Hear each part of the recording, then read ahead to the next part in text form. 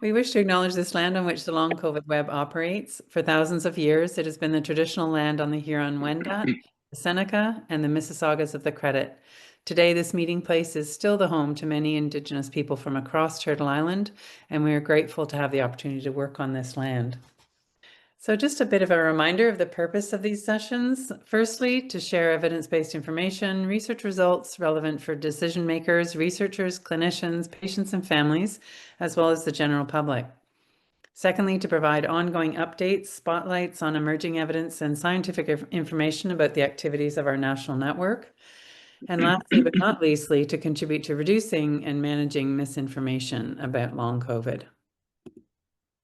We do have a code of conduct. The link for that is at the bottom of this slide. It's on our website, which essentially states that we value highly engagement around the science and its interpretation as well as its application. A commitment to reasoned discourse, as stated in our code of conduct, comes with the responsibility for all to ensure that any comments or questions remain within the spirit of positive, constructive, and respectful discussion. And we welcome any and all questions and comments in this spirit. The cameras and mics are off, but please do post your questions in the chat. We will pause for Q&A after each speaker's presentation, and we will do our best to review and address as many questions as possible, but also to let you know that these sessions are recorded, and with permission from the speakers, they will be posted online following the webinar, so you can view them afterwards, and many people do. We welcome your thoughts about how these sessions could be most helpful to you. We have a very short feedback survey, which we'll be posting later in the webinar. So just take a few minutes to give us some feedback. Thanks so much. So now we're going to turn to Dr. Jim Russell, Professor of Medicine at the University of British Columbia, and he's going to talk to us about neurothromboinflammation and AI for prediction of long COVID. So over to you, Jim. Thanks. Okay, you see my slides okay?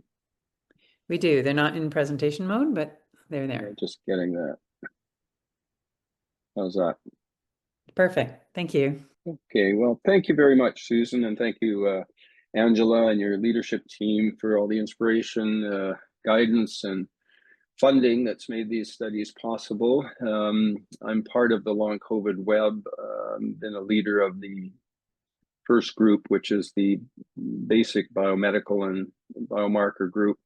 I've been privileged to obtain one of the grants from the Long COVID Web, and this is some of the results from that grant. So thank you. My background, I'm a professor of medicine at UBC, a principal investigator at the Center for Heart-Lung Innovation at St. Paul's, and a scientist in the Life Sciences Institute at UBC.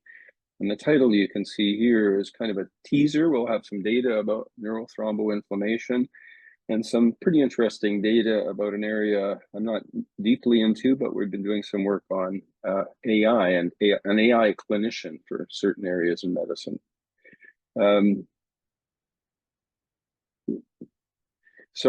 Just disclosures, I've had some grants that are listed here, and I'm a founder of two biomedical companies, none of which have anything to do with this presentation, other than I have one CHR grant via the Long COVID Web that supported some of the work you're going to hear about. So here's a guy some people will recognize, Bob Dylan, a famous singer. They've got a lovely movie out about him, and you might wonder why in the world you would have a picture of Bob Dylan at this stage. He's a wonderful film about him that just came out, A Complete Unknown, a number of months ago. Times are changing, and one of the lines which I like is, "The slow one now will later be fast." And here's the two take-home points. You can listen to me for 30 minutes, or you can sign off now and just take these two take-home points. That our work is trying to see if we can find simple blood tests that you could just go into your clinic or your doctor's office and get a simple blood test, and that would help us predict if you're at risk or your loved ones are at risk of long COVID. And then our second vision that we're working on and working through the logistics is, could an AI clinician using a lot of data better predict who's going to get long COVID after getting acute COVID? So think about that as we go along. Two simple things, a blood test and an AI clinician using existing clinical data. Here's the outline of my talk. The research program that I run is called Captivate, which is Community Acquired Pneumonia Toward Innovative Treatment.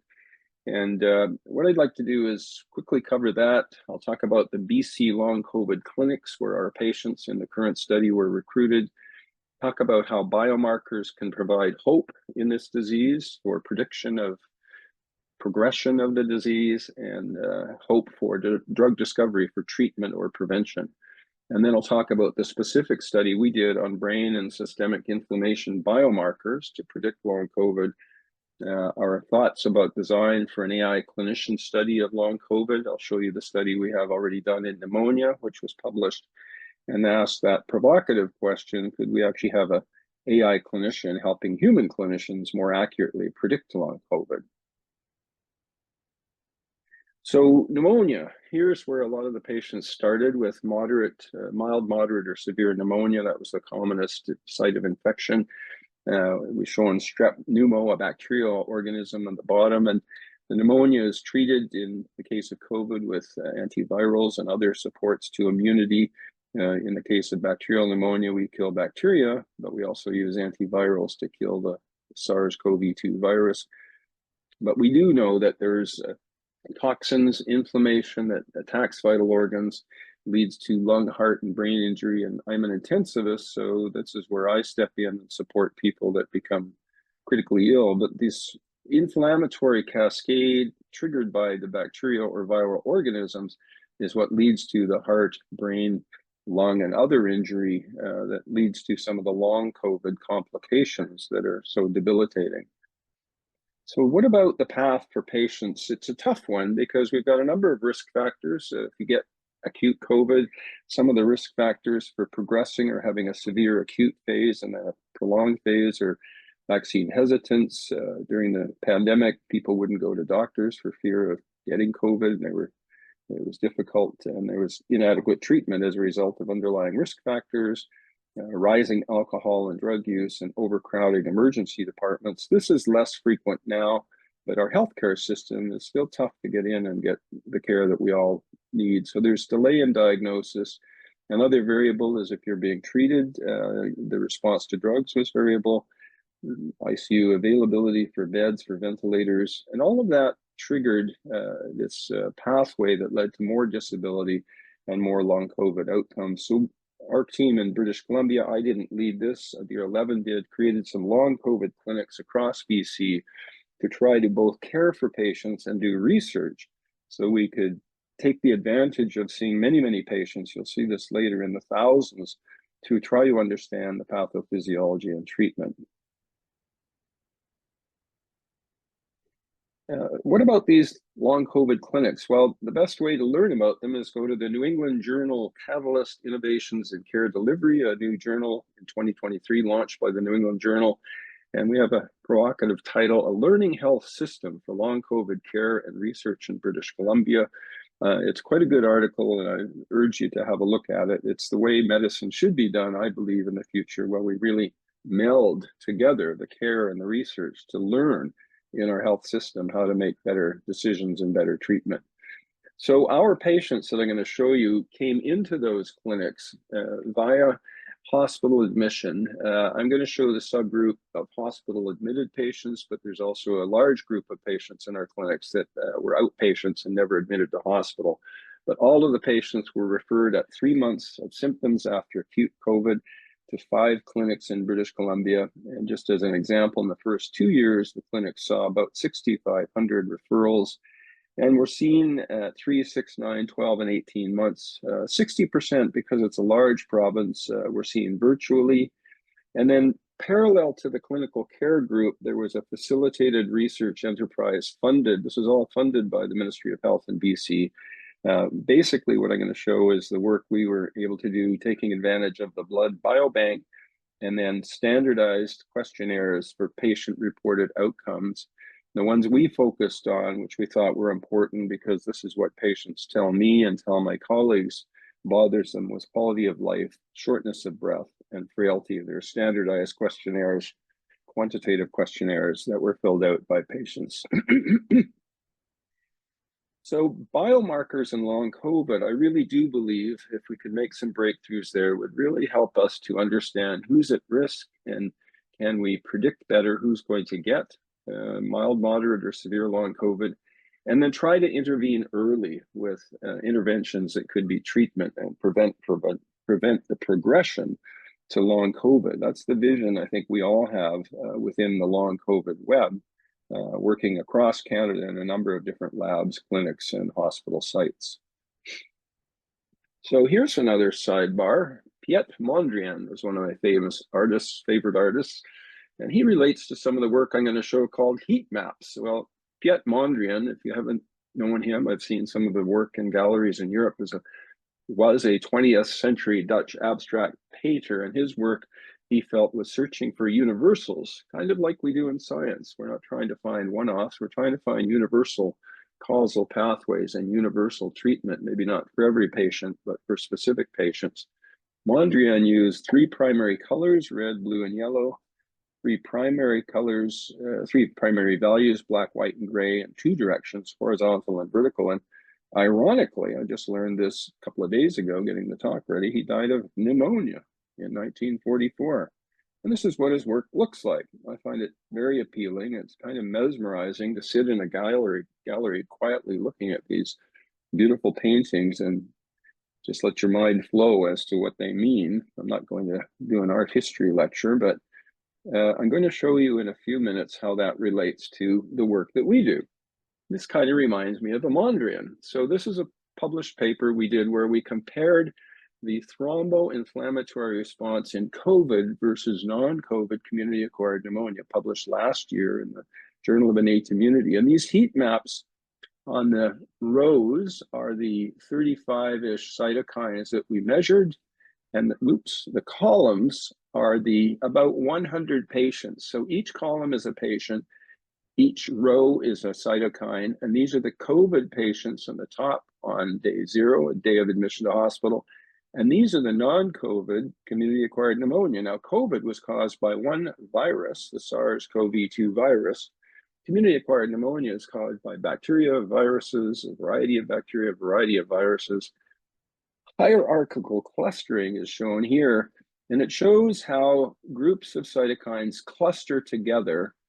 This is a statistical mathematical technique that we use, and you can see that there's 1, 2, 3, 4, 5, 6, 7 clusters in COVID, which has one simple virus, whereas there's only 3, essentially 2, but a small third cluster in community-acquired pneumonia, which is a far more complex disease in terms of causation.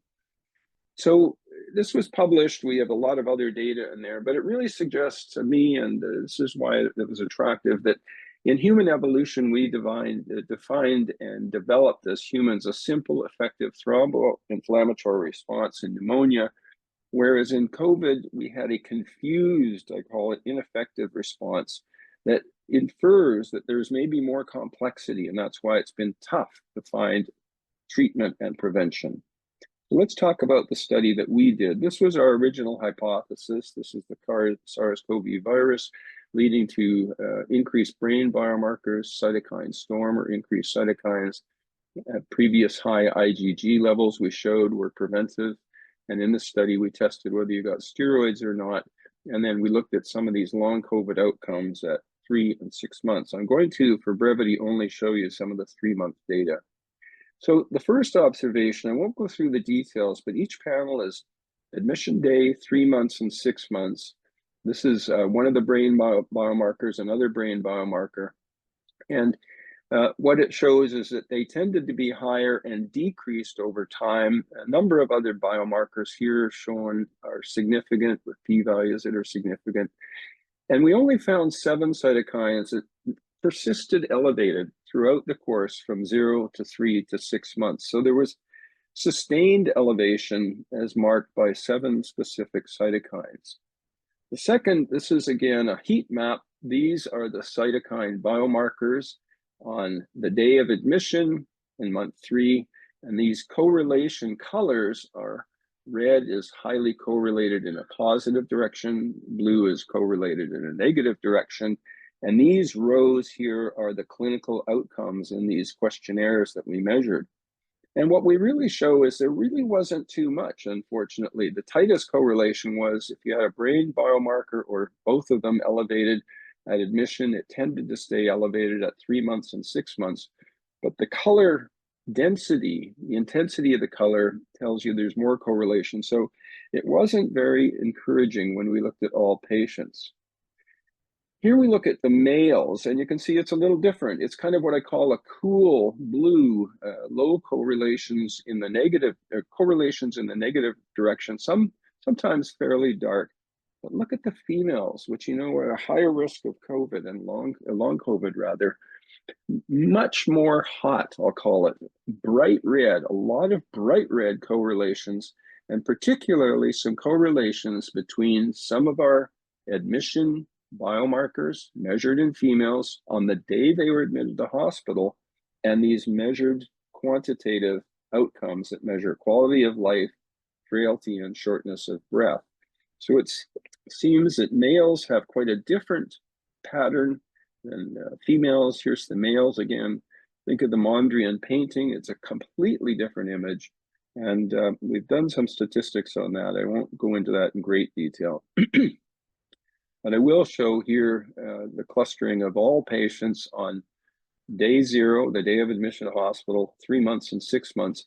And you can see a lot of red that kind of dissipates to a smaller area and an even smaller area. So there's increased cytokines in this group of patients, this group of cytokines in almost all patients, and then fewer patients and even fewer patients over time and less bright.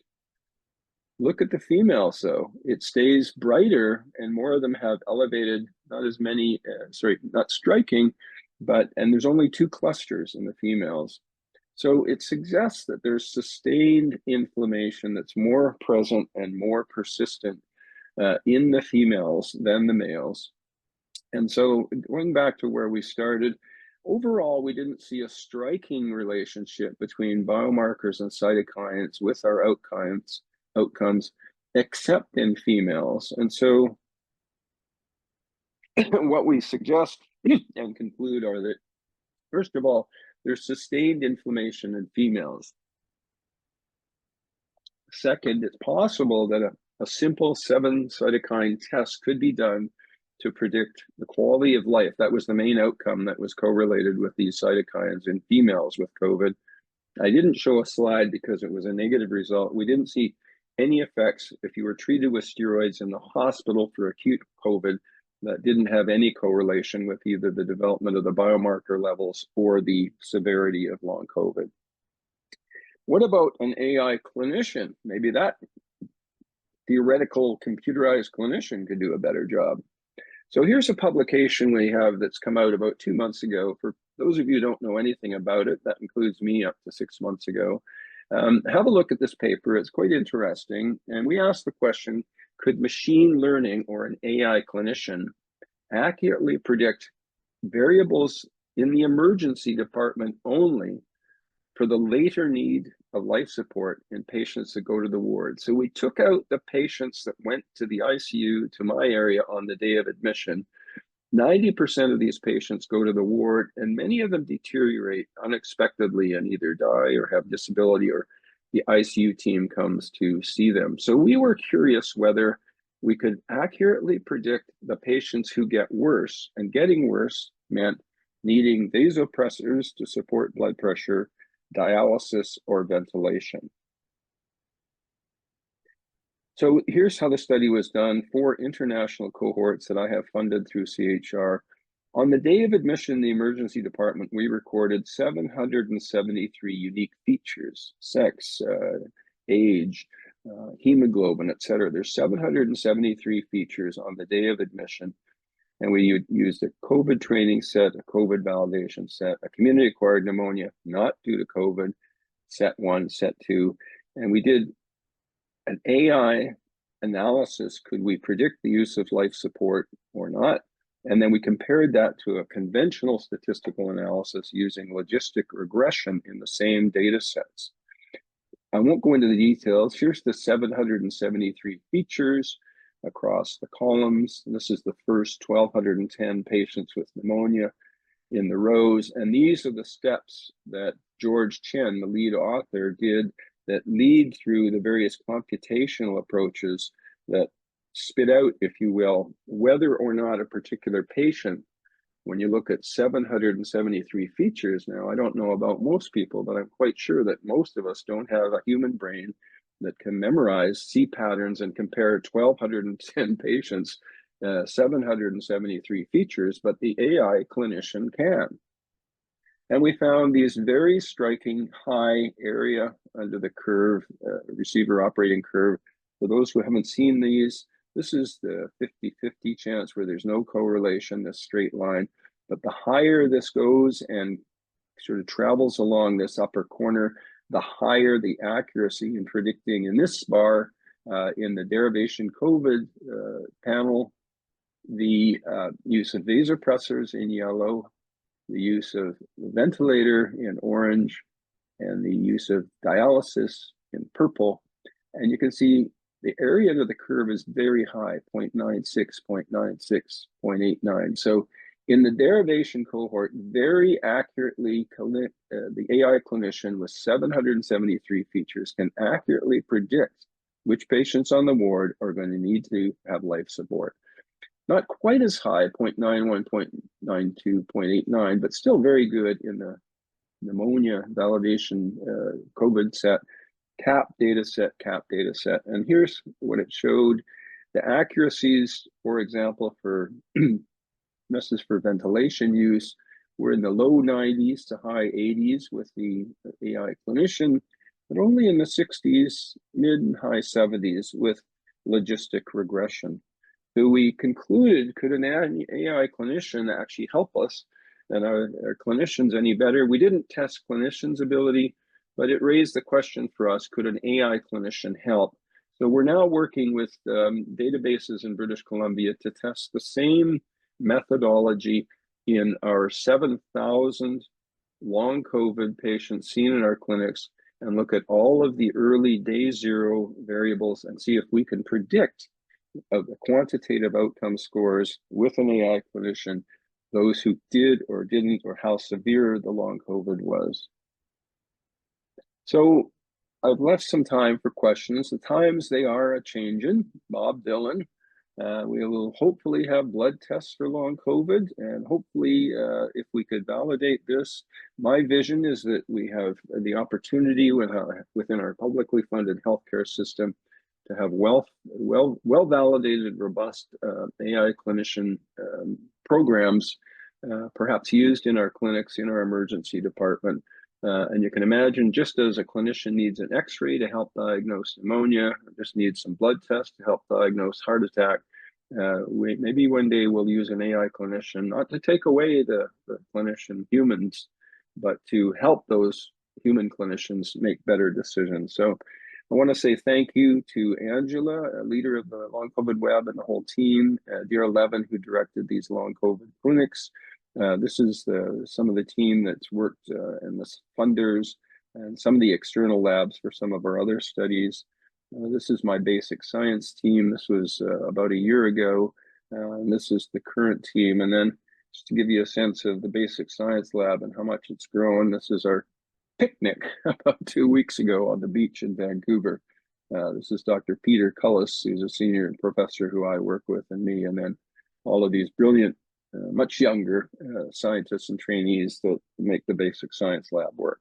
So I'm going to stop there, and I'm going to happily receive questions and hopefully give you some answers. I'll put it back to you, Susan, because you're better at maybe seeing which chats we should respond to. That's fantastic. Thank you. And congratulations. That's really terrific work and very interesting, actually. Yeah. So we have a few questions here. So first from Philip, how do we know these correlations aren't random? And there's some comments from Lorraine Graves here, just asking about, these seem like good p-values. What about false positives? And do things sort of start randomly correlating in these kinds of samples and comparisons? So excellent questions, and I totally agree. They completely could be correlations. And so we don't know about causation. There's a linearity between the time we're looking at the correlation between an event at the day of admission and an event 3 or 6 months later. So it's unlikely to be reverse correlation where the long COVID caused the change in the admission blood test. That's not feasible from a time point of view. But the way we would address that, one is we did adjust for multiple comparisons. That takes away some of the chance correlation. But second, everyone makes an excellent point. The way we generally in these observational cohorts try to test causation is see if it's reproducible, see if other studies in other regions, other parts of the world find the same correlations. And if that's the case, then that's more likely. And then third, we can do prospective cohorts where we have the a priori hypothesis. Let's take these 7 cytokines, measure them prospectively in new patients, and see if indeed statistically they correlate with the same later outcomes. And I think if those 3 tests were positive, then we might have proof. But I agree with the underlying theme here. I don't think our test is proof. I think we would need more data to support that. Great, thank you. Also from Philip, just wondering, what would you say these correlations mean in males and females, and what do you propose is actually happening there? I haven't spent enough time learning about that. We do know that there are a variety of different pathways that are more or less expressed in females than males. Obviously, hormone pathways are the obvious ones, but because they control so many other pathways, including inflammation. Now, in COVID, what fascinated me, I got one of the first grants in the very beginning of the first wave, and we didn't know anything about this pandemic. I don't even know if we had the word out when I got my first grant. But we did find that males had a higher risk of acute COVID and dying of acute COVID, and yet females had a higher risk of long COVID and more severe long COVID. There are probably thousands of papers that I haven't read that address that. But back to our own evaluation, I think what we could potentially do is see if there are other cohorts. I talked with Angela before the meeting about some other pathophysiology, and what I would imagine would be useful is either animal models where we could test this. We don't do those animal models myself in our lab. But secondly, could we look at immune mechanisms of this sustained inflammation at the cellular level, B and T cells, dendritic cells? So we're working with another lab. We're doing that in the non-COVID community-acquired pneumonia. There are analyses ongoing as we speak. So I think it's a good observation. I think there are differences clinically in the risk of long COVID by sex. And I think these differences in these correlations, while they might be coincidental, I think it's important that we pursue them and try to understand, could they be causal? Because at the end of the day, you could either potentially have a real test for the risk of long COVID, or potentially tease out a treatment that could be effective in preventing the progression or the severity of long COVID. Great, thank you. And from Lorraine, research can shine a light down the path towards what future studies to do and offer hints for effective therapies, cures, or preventative measures. Can you tell us about the paths that your findings shine a light down? Great question, Lorraine. Thank you for joining. It's been a while since we've chatted. Lorraine is a key member of our long COVID web and raises tough questions for people like me like this. My interest is acute pneumonia due to bacterial causes. I've got a large group working on that. And I think that is we've got a lot of different areas that we're looking at. We've got some drugs we're looking at the mechanism, we're looking at the immune response. And I noticed that some of the changes in treatment that occurred in long COVID in acute COVID were predicted by efforts that we made in sepsis and acute infection due to bacteria and other viruses. So my approach has been to see if we could find hints in community-acquired pneumonia in terms of treatment. So for example, I'll do this in the last 1 minute. We've worked a lot on a gene called PCSK9. Now that has got a long word that isn't worth repeating, but it regulates how endotoxin is cleared from the circulation, and bacteria are all covered in endotoxin. What fascinated me in the third year of the pandemic, a randomized controlled trial of a PCSK9 inhibitor lowered the mortality of acute COVID, which is a viral infection. I don't have time to go into the mechanisms, but it illustrates the point that learnings from acute community-acquired pneumonia could potentially, and the long cap, meaning the complications that occur after a pneumonia, not due to COVID, could be applied to new treatments for long COVID. That's at least, Lorraine, the approach that we're taking now. That's terrific. Thank you. I'll stop share here, Susan.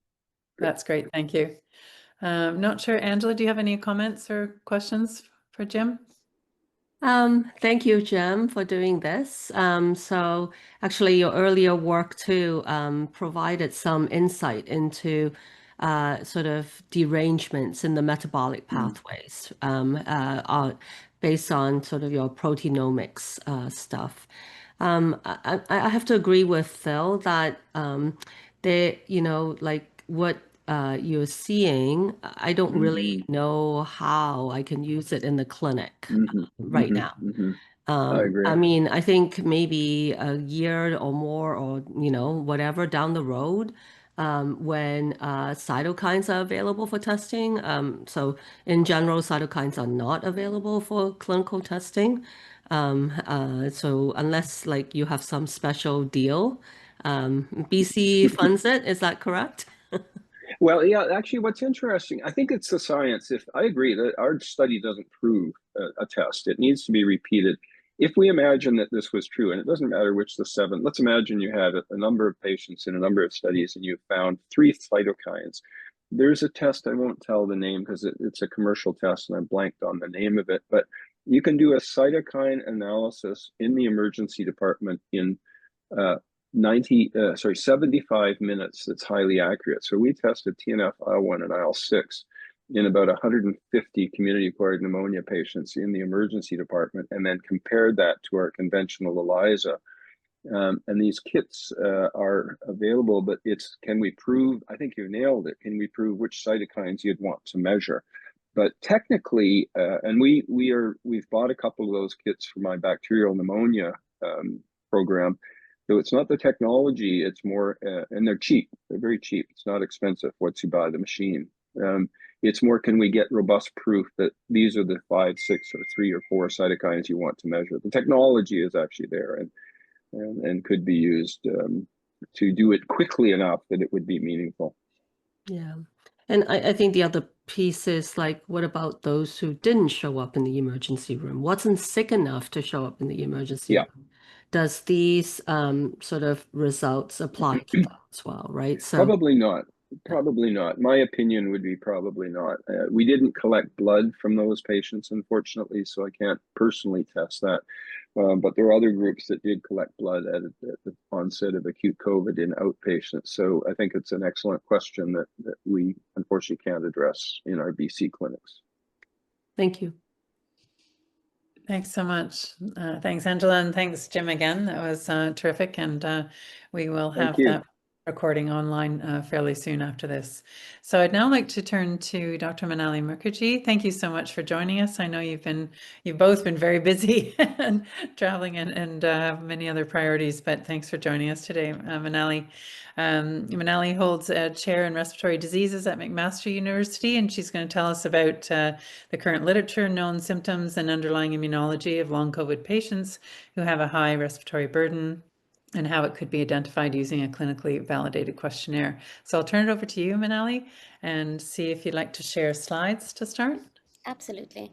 Thank you so much. I have been with the long COVID web right from its inception, so it's been a lot of learning alongside, and I just wanted to add to Angela and Jim's discussion on the cytokine.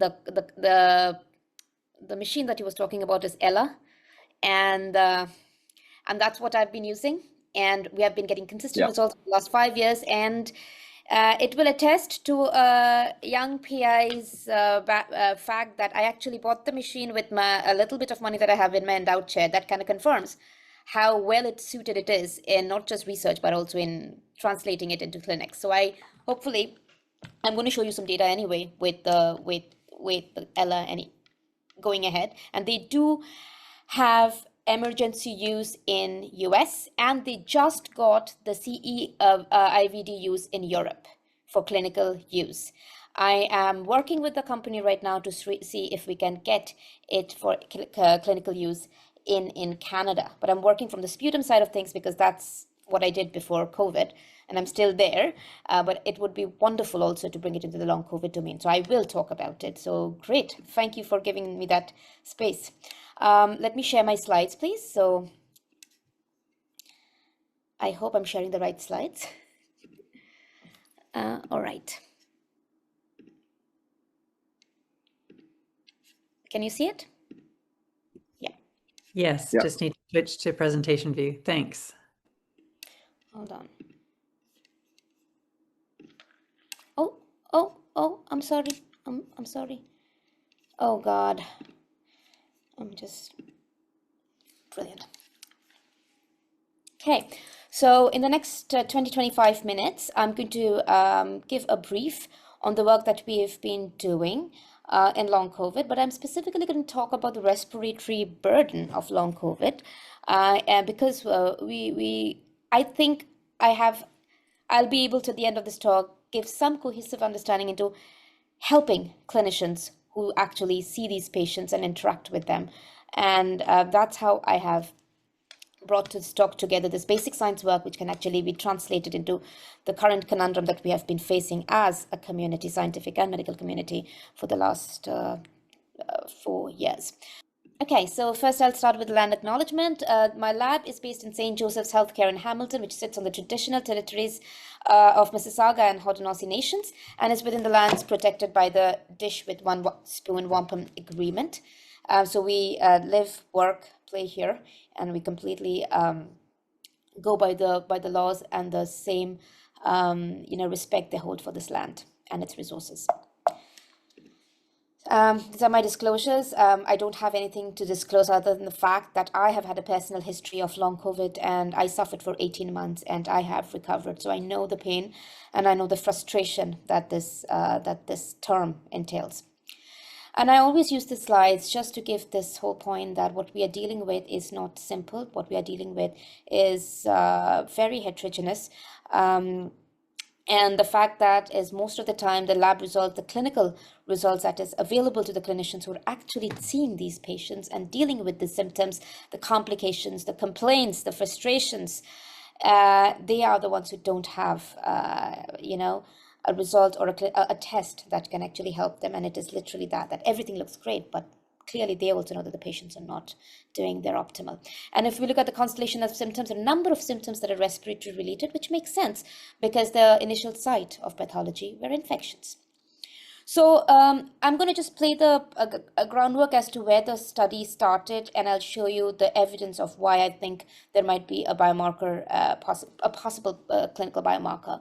It started with this very early study where we showed that, and because I work in autoimmunity and immunology with respiratory diseases, our very first study looked at autoantibodies in COVID-19 convalescent individuals and how it associated with symptoms over 12 months. And we found that using this rapid assessment test, it's an ANA line immunoassay that is used in Europe for clinical diagnostic use.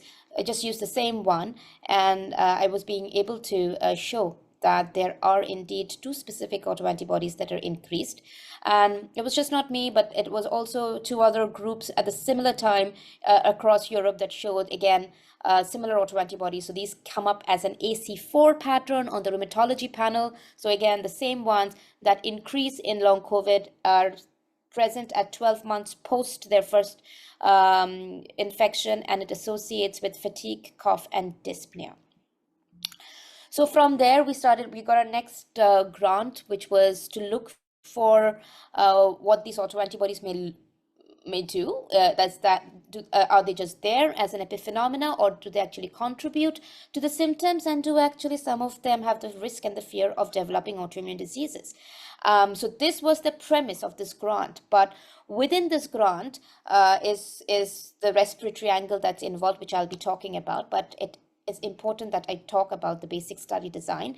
So we ended up enrolling about 118 confirmed long COVID individuals who did not have previous or any pre-existing autoimmune diseases. And we made sure that they had evidence of PCR positive, or they had a rapid antigen test that they could confirm. And they all had a confirmed diagnosis of long COVID. So at the end of the study, we recruited about 118 patients that the sample size was 120. We recruited 118 because we rejected and excluded 2 patients in the end, because when we were doing the analysis, we found out from the electronic medical records that they had tested for ANAs and some thyroid before they got COVID. So we were like, it could have been pre-COVID. So we excluded them. So with the 118 patients, we have 75% who are female. So this is a predominantly a female cohort, not because we were biased towards it, because even within our screening and the number of patients we got through our various recruitment strategy, it was basically mostly female. Mean age is 47 years, so they're fairly young. 11 months is the median time of recovery since their infection, so they're mostly pretty far along, at least nearing 12 months. Some had long COVID symptoms for almost 18-24 months. And when we looked at their symptoms, and this is just by the WHO symptoms, we could figure out that we can bin them, that it was actually a very heterogeneous population where many of them had inflammatory, respiratory, and neurocognitive symptoms. So looking into the respiratory burden in long COVID, this is a paper we just published. This is Maini, who did this study. She was a master's student on this, and she beautifully did this work. And her data confirms that from this data set of 120, the data that was used for the respiratory cohort, for this understanding if there is a respiratory burden associated purely with COVID, as a post-COVID, a long COVID implication. In that, we made sure that we exclude those patients or those individuals who had chronic respiratory disease diagnosis. And this was confirmed by Dr. Terence Ho, who was the respirologist on this study. And plus, we had many other respirologists as well. So in the end, the final population was 85, and on top of that, we brought them back after 6 months to evaluate again, and 54 of them came back. So we lost a few in the follow-up. We did, in our study visits, each and every study visits, we did molecular outcomes with ANAs. And this is the ELA automated ELISA machine that we just talked about, that Jim indicated, and I confirmed that this is the machine that we use. This is the same machine we used for our previous longitudinal study. We had very similar results, so it's very reproducible, and you get absolute values. There is almost no user interface here. You just add the samples, stick the microfluidics cartridge in, and it gives you your results in 75 to 90 minutes. It's a fantastic machine, and then we also did some flow. The clinical outcomes that we majorly did, and this is where I would like you to please have pay your attention here, that this is the St. George's Respiratory Questionnaire. So we took all different questionnaires across the different domains, clinical domains, basically because we wanted to make sure we take clinically relevant or validated questionnaires that clinicians can use. So here for respiratory, we had St. George's Questionnaire, we had the MRC Council for dyspnea, we had the COPD assessment test, we had the Leicester cough questionnaire. So we had a number of respiratory questionnaire, and of course we had other questionnaires, just like the post-COVID-19 functional status scale, which was published in ERJ as being one that was being used at that time. And of course we did some chest CTs too, when it was clinically indicated. So the St. George's Questionnaire is what we used. So like every individual did a St. George's Questionnaire, and based on this questionnaire, we did a cluster analysis, because the St. George's Questionnaire has a validated score, and based on that score and the scores that we had, we did this cluster analysis, and we found 4 specific clear clusters. So the cluster 1 was associated with mild to no symptoms. The cluster 2 had like moderate symptoms. Cluster 3 had, again had moderate, but more towards a more severe type. You will see the data soon. And the cluster 4 is what we call severe symptoms. And this is based on the activity, symptoms, and impact score, which are the 3 main domains of the SGRQ questionnaire. So if we look at patients who had COVID but never really complained of long COVID, these are the no PAX control population, and our main population, study population, which were 85 of our all PAX or long COVID patients without any chronic respiratory diseases. So they're quite age matched. They're like the sex matched as well.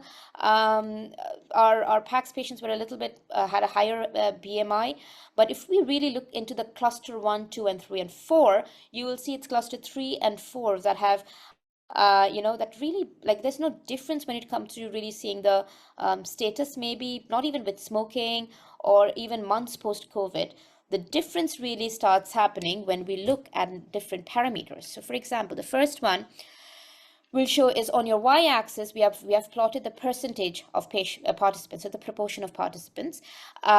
So if they had a FEV1 or the lung function, the less than 80%, which is considered to be below the normal range, it's the cluster 3 and the cluster 4 that had the maximum proportion of patients who had lung function that was not normal. Cluster 1 barely had any.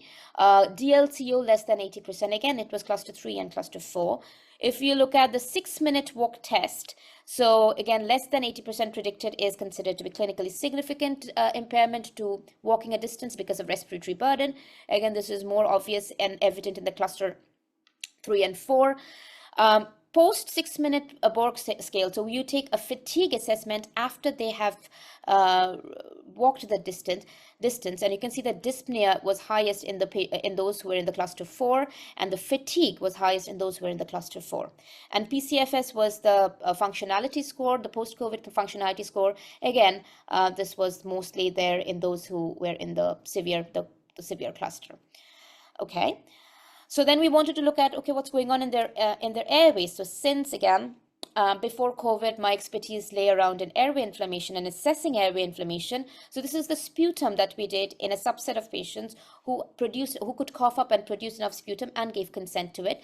So this is about, from 85, we're talking about 60 patients who had sputum. So we have stratified them based on their different clusters. The main take-home message is, on a sputum differential, which is a clinically available and validated test, there is no evidence of inflammation, cellular inflammation, that could indicate ongoing, that could indicate the symptoms or any kind of bronchitis.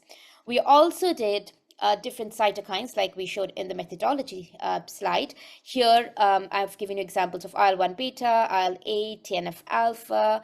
We have done autoantibodies. So these are tests that have been validated through my other research domain pillars. And again, I don't see much here in the airways at all. I'll make an honest disclaimer. I actually wrote the grant and I had this section, and so this is kind of null hypothesis. I thought that there would be airway inflammation and airway autoimmunity, as I see in severe asthma, but it is not so for long COVID. So what we see here is in the blood, we see that there is evidence of IL-1 beta, there is evidence of TNF-alpha, there is varied levels that is detected above the normal ranges. There is CRP that is increased in the very severe patients. There is IL-8 that is increased in the severe patients. And amongst the autoantibody levels, we saw that SSPLA, one of the autoantibodies that had come up in our previous study that was associated with dyspnea, again comes up in this first V1 of the visit 1 of the patients. So it seems to be more systemic, and there is not much in the airway. So when we look at the post 6 months, what we see is from V1 to V2, we just did a simple Sankey plot, seeing that how many of them actually recovered. And again, based on their SGRQ results, we again slotted the V2s into the different clusters. And what we see is a fluidity of symptoms within 6 months in the same patients, in the similar patient cohort. For example, many patients in the cluster 2, which was mild to moderate, some of them become very severe. Some of them went into the cluster 3 that were symptomatic, moderate, severe individuals.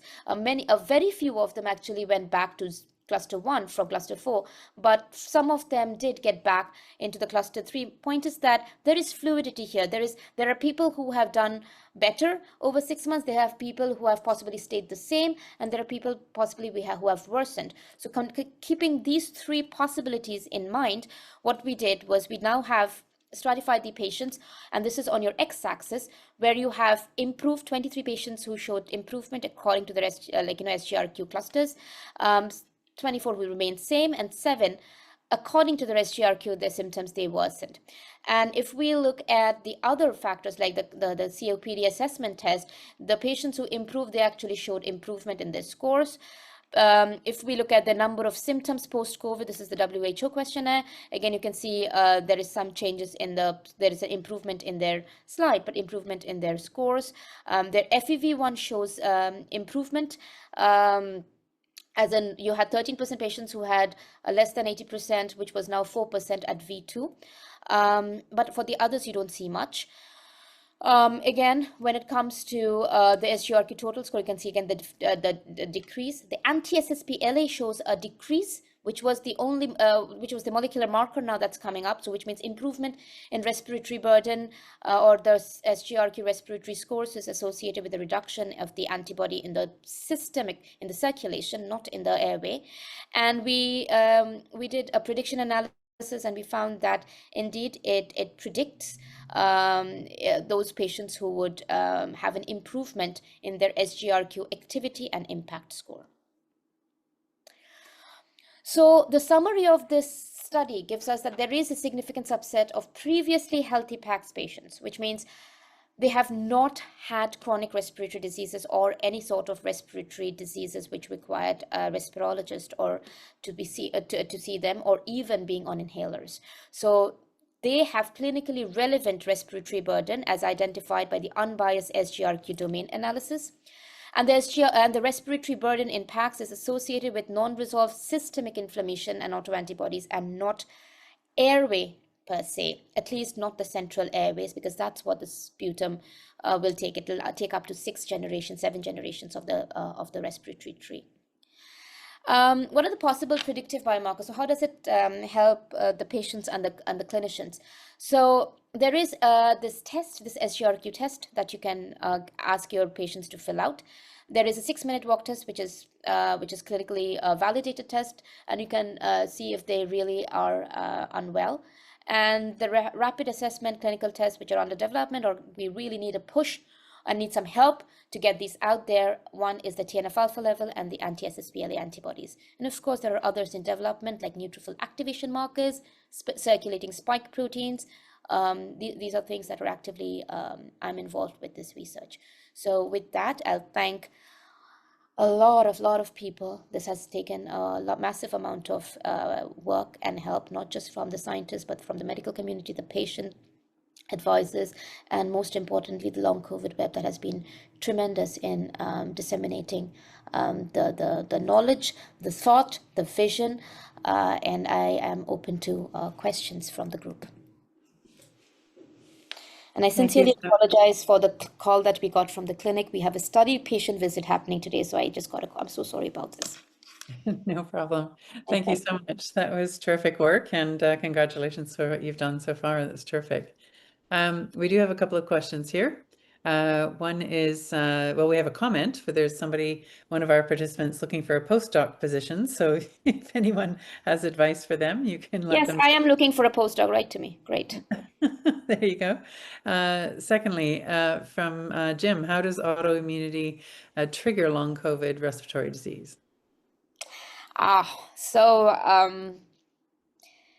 Yes, we have preliminary data, and we need money to do it. But what is happening is autoantibodies lead to neutrophil activation and small microclots, and if they are in the peripheral vascular, that's what is causing the DLCO, and that's what's actually reducing the gas exchange, because those small little microclots can actually, it will stop. It will kind of be a physical hindrance to the gas exchange. And I think the type of symptom that you see is exertional dyspnea. It makes sense, because when you need the amount of oxygen and the air that you need to do that, that is where it's becoming a problem, because those microclots. That's where the amount of gas exchange is getting impaired and impacted. Most of these people have exertional dyspnea. That's why it was picked more in the 6-minute walk test than by lung function or spirometry. And does the virus trigger autoantibodies? Mm-hmm. Yes, they do. It's known and it's notorious for it. That was the thought that made me even write the grant or even beg for samples back in 2020 October. So yes, I agree with you, Jen. There is inflammation, there is thromboinflammation involved here, and many of us are unaware of the fact that autoantibodies can cause massive neutrophil extracellular traps, and we have that paper right now in submission in JCI. Great, thank you. From Lorraine, more and more we were seeing papers suggesting that is the vasculitis, the inflamed blood vessel walls, even the tiniest blood vessels, that is a culprit for many of our long COVID symptoms. If you did not find that our lungs are inflamed, might it be that at least some of our lung problems are from vasculitis in tiny, sorry, it's jumping around on me here, in the tiny but vital parts of the lungs when air is exchanged? So literally, Lorraine just added to what I was saying. So when you have these neutrophil extracellular traps, that is literally the known mechanism for ANCA-associated vasculitis.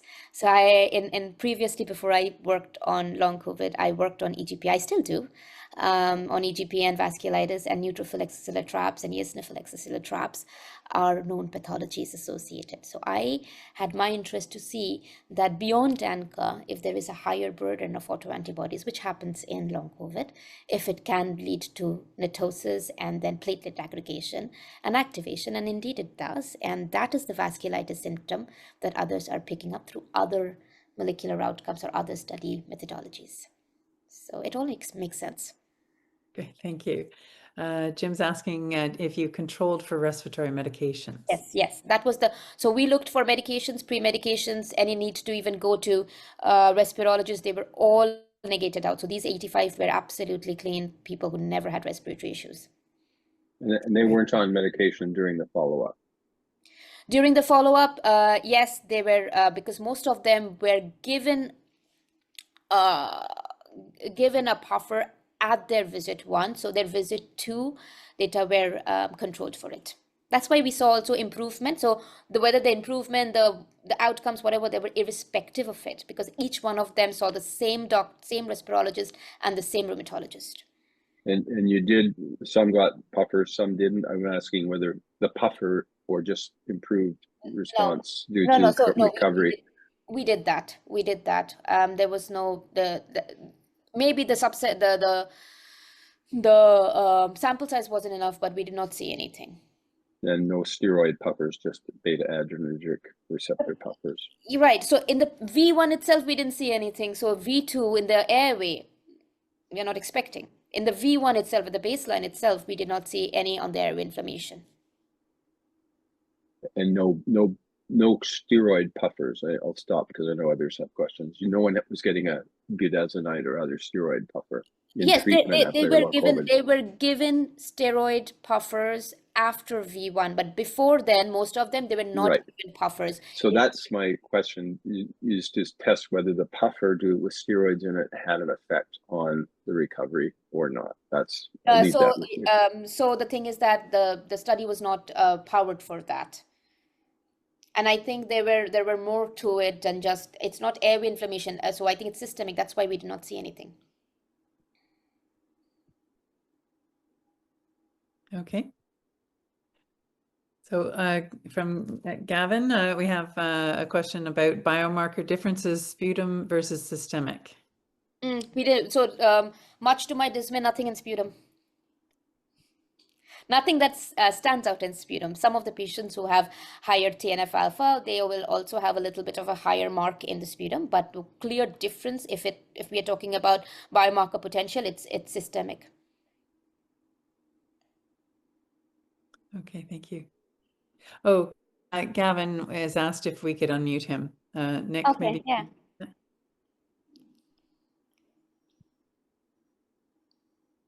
What therapeutic control is a bit, this unmuting stuff isn't working great here. So this is precisely the point, right? Like, I think Jim's data also shows this, the virus gets to other parts of the body, right?